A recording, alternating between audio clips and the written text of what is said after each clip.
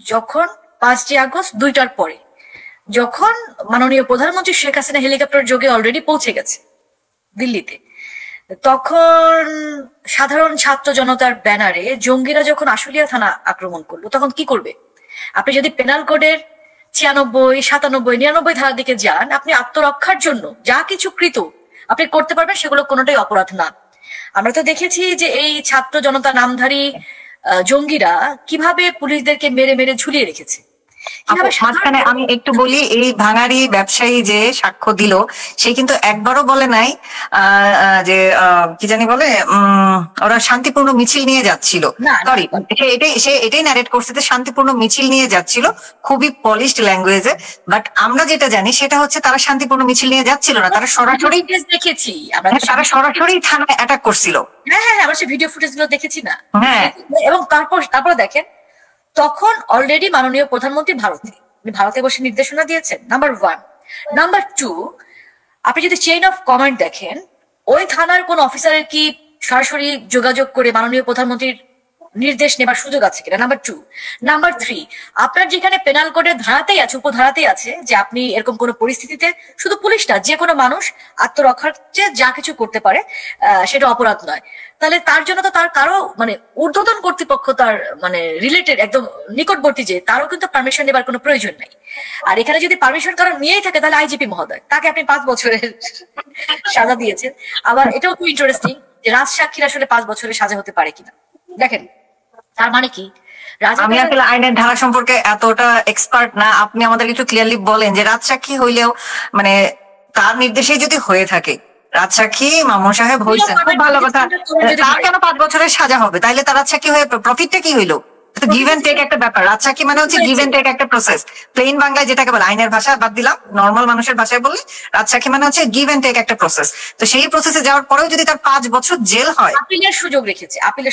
আরো একটা বিষয় কি জানেন, যেটা আমরা কানে শুনেছি, যে রায়টা আমরা কানে শুনেছি, আপনি যদি রায়ের এরপরে কপি পান, আপনি দেখবেন যে সেই কানে শোনা রায়ের সাথে লিখিত রায়ের কোনো মিল নাই। এটা একটা গোপন তথ্য আমি আপনাকে দিচ্ছি।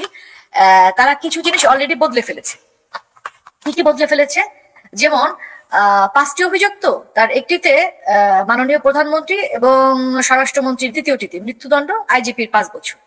আর একটা আছে যেটা লিখিত দিয়েছে, সেটা হচ্ছে একটাতে ছিল যে স্বরাষ্ট্রমন্ত্রীর কিছুই ছিল না আর কি, মানে তার ব্যাপারে কোনো কিছু লেখা ছিল না, শুধু একজনের জন্য রায়, সেটা হচ্ছে আমাদের মাননীয় প্রধানমন্ত্রীর আমৃত্যু কারাদণ্ড।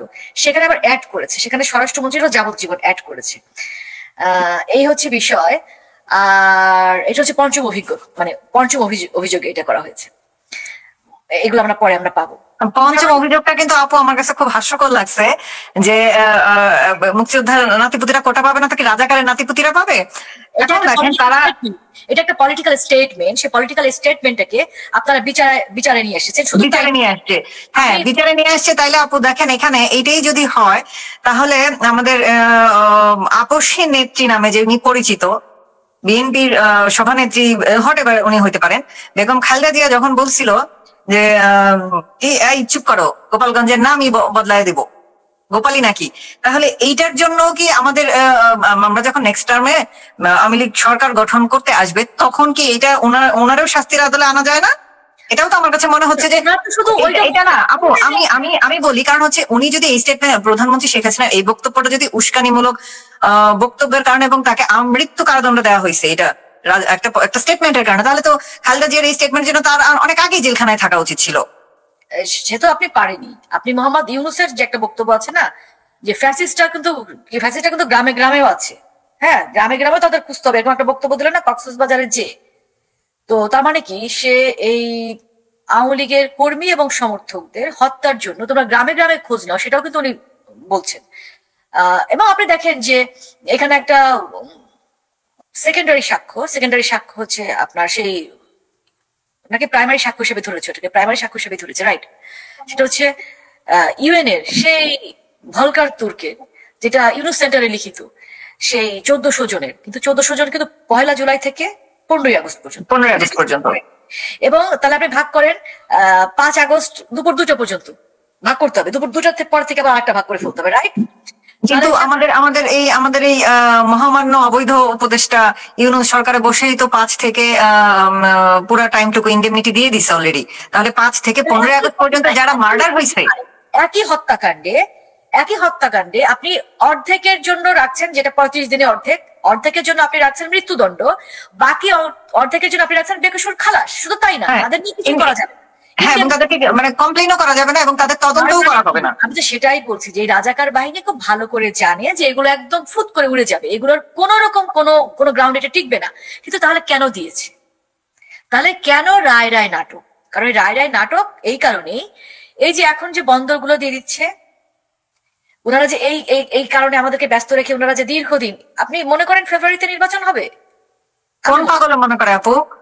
একমাত্র বিএনপির পাগল গুলা ছাড়া কেউ মনে করে না, যারা এত টাকা দিয়ে নমিনেশন কিনতেছে, কোটি কোটি টাকা দিয়ে নমিনেশন কিনতেছে। আমার ওদের জন্য খুব মায়া হয় আপু।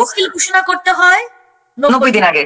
আচ্ছা, আজকে হচ্ছে 19, আমার এখানে 19 তারিখ নভেম্বরের, বাংলাদেশে অলরেডি 19 তারিখ, বাংলাদেশে অলরেডি 20 তারিখ হয়ে গেছে। 20 তারিখ শুরু হয়ে আধা ঘন্টা চলেও গেছে। তাহলে কালকে যদি তফসিল হয় তাহলে আমরা ধরে নিব 20 তারিখে, ফেব্রুয়ারি 20 তারিখে নির্বাচন হবে, রাইট? 21 তারিখে নির্বাচন হবে। আর বিষয় হচ্ছে ফেব্রুয়ারি মাস কিন্তু 28 দিনে। কাজে আপনাকে এই নভেম্বর মাসের 28 তারিখের ভেতরে তফসিল ঘোষণা করতে হবে ফেব্রুয়ারিতে নির্বাচন হতে হলে। সো আমাদের হাতে সময় আছে আর 8 দিন, আমাদের খুব বেশি অপেক্ষা করতে হবে না। এই তাইরে নাইরে নাই করে সে সময়টা পাস করবে। আপনি দেখেন যে দুটো বন্দরের অলরেডি লালদিয়া পানগাঁও, হ্যাঁ, এখন লালদিয়া পানগাঁও, ওরা এই ইন্টারিম সরকার আসছে অল্প কিছুদিনের জন্য, তাই না? এই এত অল্প কিছুদিনের জন্য আসা একটি সরকার যার কোনো জনসমর্থন নাই বা সে সুযোগও নাই, সে কি করে 20 বছর 30 বছরের চুক্তি করে? এটা তো তার কাজ না। এটা কি তার কাজ? আমি তার ভেতরে কথা বলছি না, তার মুখের যে কথা বা অফিসিয়ালি যে কথা, সে অফিসিয়ালি তো এইসব কাজ করার দরকার তোমার না। আপু মাঝখানে কিন্তু একটা আমি বলি, আপনার তাহলে বলতে আরো সুবিধা হবে, যে আপনার হেল্প হবে, আমি ইনফরমেশনটা দিই। তারা সরকারি অফিসারদের পে স্কেল নিয়ে বলছিল বাড়ায় দিবে, এরপর তারা নিজেরাই স্বীকার করছে যে আমাদের এটা এখতিয়ারের মধ্যে নাই। তাইলে তোরা কোন ক্ষমতা বলে বন্দরগুলো দিয়ে দিচ্ছি সেটা আমাদের কাছে ডিসক্লোজ কর। সেটা কোন এখতিয়ারের মধ্যে পড়ে? এটা কোন এখতিয়ারের মধ্যে পড়ে না। তাহলে কেন এটা করতেছে? এবং আমরা সবসময় যেটা শুনে আসছি আপু, আওয়ামী লীগের শাসন আমলে প্রতিবার, মানে আমি জন্মের পর থেকে, বুঝ হওয়ার পর থেকে যেটা শুনে আসছি, যে আওয়ামী লীগ ক্ষমতায় আসলেই বাংলাদেশ ইন্ডিয়ার করদ রাজ্য হয়ে যাবে। না, করদ রাজ্য এটা নতুন শুনতেছি জুলাই থেকে 24 সালে, যেটা সবসময় শুনছি বাংলাদেশ ইন্ডিয়ার কাছে বেচে দিবে। আমাকে এখন একটু বলেন যে গত 16 মাসে তারা একটাও দলিল কিংবা কোনো ধরনের কোনো রেকর্ড আমাদেরকে দেখাইতে পারে নাই। আমাদেরকে বাদ দিলেন, আমরা তো আওয়ামী লীগের অন্ধ দালাল, আমরা না হয় বাদ। তাহলে যারা নর্মাল পাবলিক, তাদের সামনে কি তারা এমন কোন প্রমাণ দিতে পারছে যাতে মনে হয়েছে যে আওয়ামী লীগ দেশ বিক্রি করে দিছে ইন্ডিয়ার কাছে, অন্য কোন দেশের কাছে? কিন্তু আমরা তো এখন দেখতে পাচ্ছি যে এরা বন্দর চুক্তি করে দিচ্ছে 30-35 বছরের জন্য, এবং তাদের কোনো পাবলিক ম্যান্ডেট নাই। এইসবের কারণ কি? এই ইন্ডিয়ার বিষয়ে একটু আসি। ইন্ডিয়ার বিষয়ে আমরা স্ববিরোধী বক্তব্য শুনেছি 2 অ্যাডভাইজারের কাছে। একজন হচ্ছে আসিফ মাহমুদ সজীব ভুইয়া, ওই গুন্ডা ছেলেটা, ও বলছে যে অনেক চুক্তি বাতিল করা হয়েছে। আর তখন পররাষ্ট্র উপদেষ্টা যিনি, উনি বলেছেন যে কোনো চুক্তি বাতিল হয়নি। তো এই ব্যাপারে তার কোনো কিছু জানেন না। তো এই যে স্ববিরোধী দুজন বক্তব্য, এরাই তো মানে কথাই ঠিক নাই। কিন্তু আমাদের একটু বন্দরে আবার ফিরে যেতে হবে। আমাদের পানগাঁও এবং লালদিয়া বন্দরের পরে নতুন যে বন্দর দিয়ে দেবার ষড়যন্ত্র শুরু হয়েছে, সেটা কিন্তু নিউ মোরিং। এটা খুবই ইম্পর্টেন্ট, যেটা নিয়ে আসলে আন্দোলন শুরু হয়েছে। আমাদের এখানে ভীষণ ভাবে মনোযোগ দিতে হবে। নিউ মোরিং কন্টেইনার টার্মিনাল, আসলে এটা কিন্তু আমাদের, আপনি জানেন কিনা, খুব লাভজনক একটা বন্দর। মানে এটা না আমরা লস করছি, কোনো যুক্তি না এটা দেওয়ার জন্য। এবং এটা আমাদের নৌবাহিনী ওনারা তারাই পরিচালনা করছেন। এবং এটা নিয়ে অলরেডি আন্দোলন শুরু হয়েছে। মানুষের কথা বলছে মরহুম আনু মোহাম্মদ, ডিসেম্বরে এটা দিয়ে দেওয়ার কথা, এই ডিসেম্বরে। সো এটা নিয়ে আমাদের সারা বাংলাদেশের মানুষের সজাগ হতে হবে। আনু মোহাম্মদ আসলে উনি যেহেতু পেইড ছিলেন, আমি এটা, যদিও আমার কাছে প্রমাণ নেই, কিন্তু আমি অনুমান করছি, কারণ ওনার যে সাম্প্রতিক কর্মকাণ্ড, কারণ ওনার যে চেহারা আমাদের কাছে পরিচিত, সেই তেল গ্যাস বন্ধ রক্ষা কমিটি, সেটার কোনো কার্যক্রম আমরা এখন দেখছি না। উনি একটা ফেসবুকে পোস্ট দিয়েছেন, খুব মিষ্টি করে একটু বাচ্চা ছেলেকে একটা ধমক দিল টাইপ একটা পোস্ট করা হয়েছে, এরকম একটা বিষয় যে উনি কিছুই জানতেন না, কিছুই বুঝতেন না। উনি কি ঘুমাচ্ছিলেন গত 16 মাস? না, উনি কি 16 মাস ঘুমাচ্ছিলেন আপু? না, একজন রিক্সাওয়ালা যেটা জানেন, যেটা জেনে গেছেন, সেটা উনি জানতেন না। তাহলে আমরা তো বুঝতেই পারছি যে কেন উনি জানতেন না, নাকি জানার চেষ্টা আসলে উনি করেন। ওনার পেমেন্ট আমি যতদূর শুনতে পাইছিলাম, আমার নিজের সার্কেল থেকে ইনফরমেশন গ্যাদার করে, $1,50,000 পাইছিলেন। $1,50,000 দিয়ে ওনাকে কেনা যায়? $1,50,000 হবে না, $1,50,000 হবে। অসম্ভব আপু, অসম্ভব। এত টাকা হইতেই পারে না। আমি $1,50,000 শুনছি স্পষ্ট। টাকাই ছিল, $1,50,000 হইতে পারে না আপু।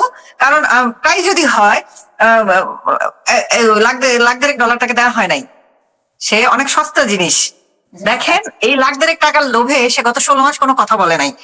পান গাও লাল দিয়া নিয়ে হালকা করে একটু বাচ্চা ছেলেকে একটা ধমক দিয়ে দিল, বাস, তার দায়িত্ব শেষ। এবং সে, আপনি লিখে রাখেন, আমি ছোট মানুষ হইতে পারি, বাট এই কথাটা true, next day Awami League সরকার যখন আসবে, সে আবার ফস করে উঠবে, তার যাবতীয় বিষ উগড়ায় দিবে।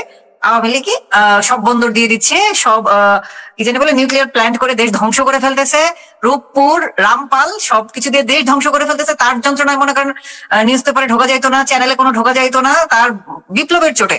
এখন দেখেন 16 মাসে ছোট্ট একটা ফেসবুক পোস্ট, বিনা কারণে ভয়েস রেজিস্টার করবে না। যদি আবার তাকে পেট্রোনাইজ করা হয়, আবার যদি তাকে ফান্ড দেওয়া হয়, তাহলে সে আওয়ামী লীগের এগেইনস্টে আবার ভয়েস রেজিস্ট করবে।